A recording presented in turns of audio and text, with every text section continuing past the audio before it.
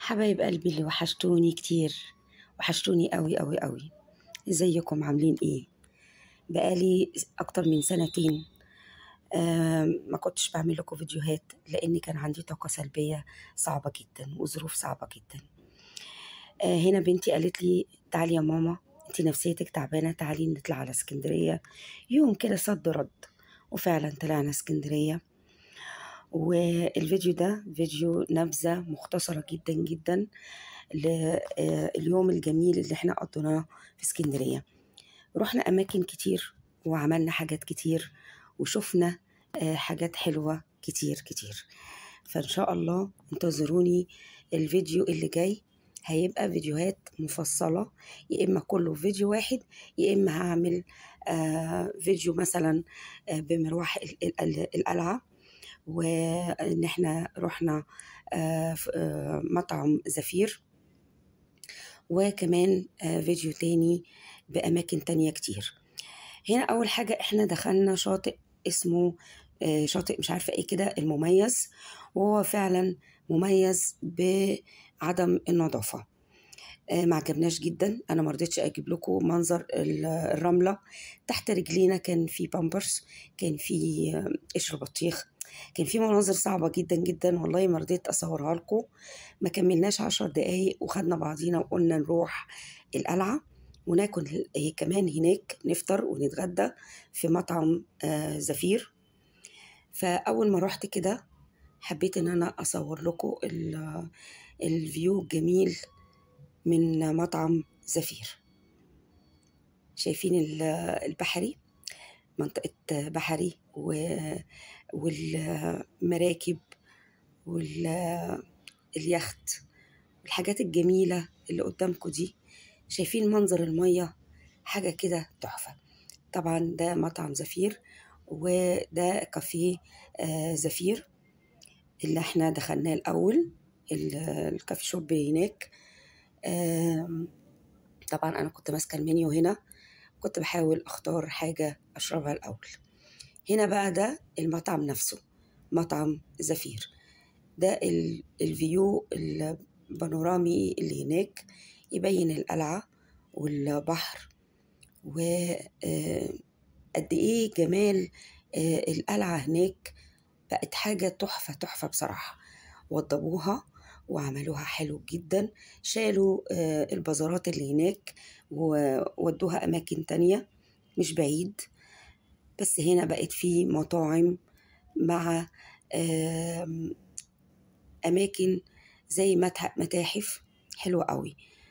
طبعا انتوا بتختاروا السمك ونوعية الأكل اللي انتوا عاوزينها، بتختاروها بنفسكم. بعد كده بتقعدوا على الترابيزات على الفيو الجميل وبتنتظروا الأكل اللي هينزل لكم. أول حاجة نزلت لنا طبعا الشوربة، وأنا هنا اخترت شوربة جمبري لأني مش ميالة للصبيط شوية. أنا ما جبتلكوش الفيديو بالتفصيل لأن ده نبذة مختصرة. هنا أنا كنت ركبت الأتوبيس اللي هو بدورين، وحقيقي بجد حلوة متعة جدا جدا الباص أبو دورين ده. يا جماعة أنصحكم لما تروحوا اسكندرية ما تنسوش تركبوا الباص أبو دورين، يفسحكم على كورنيش البحر كله. زي ما انتم شايفين كده شارع الكورنيش بقى أوسع وأجمل، وبقى كله خضرة ونخل وأشجار، واللون الأخضر مع البحر وصوت البحر. عايزة أقول لكم كان جمال ما بعده جمال. ارتحت نفسيا بعد ما كنت مشتاقة جدا جدا للراحة النفسية. بدعي لبنتي ولكل أولادي ربنا يبارك لهم ويفرحني كمان وكمان بيهم وبذريتهم، آمين يا رب العالمين، زي ما هما بيفرحوني وبيفكروا فيا. شايفين الحلاوة والجمال؟ ده فندق سان ستيفانو يا جماعة.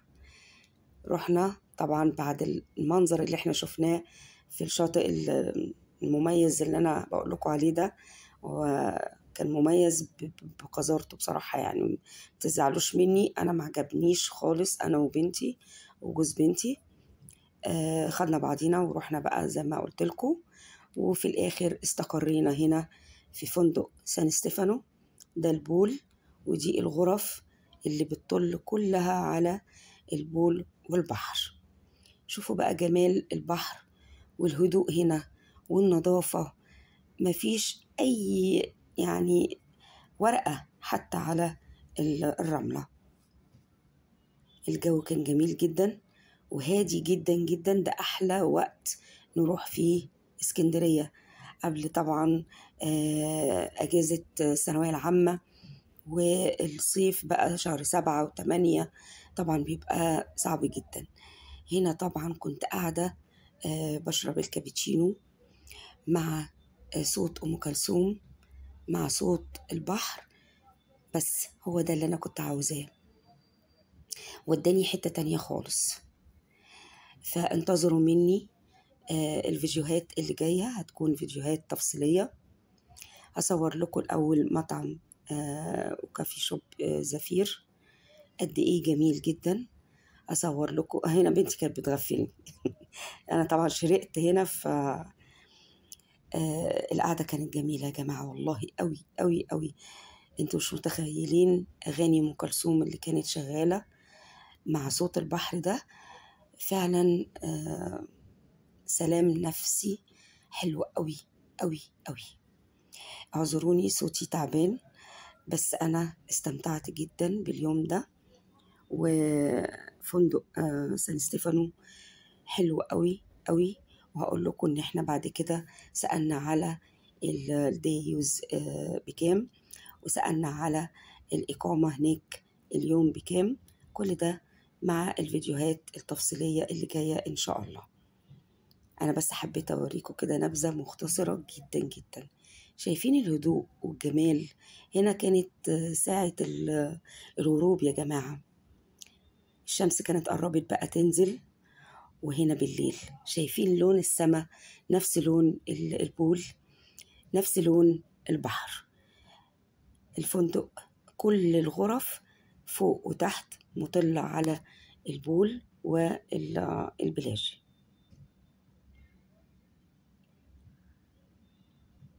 أنا لو أطول أفتح تسمعوا معايا أغاني أم كلثوم كنت عملت كده، بس علشان بس حقوق طبعا والنشر مش أكتر.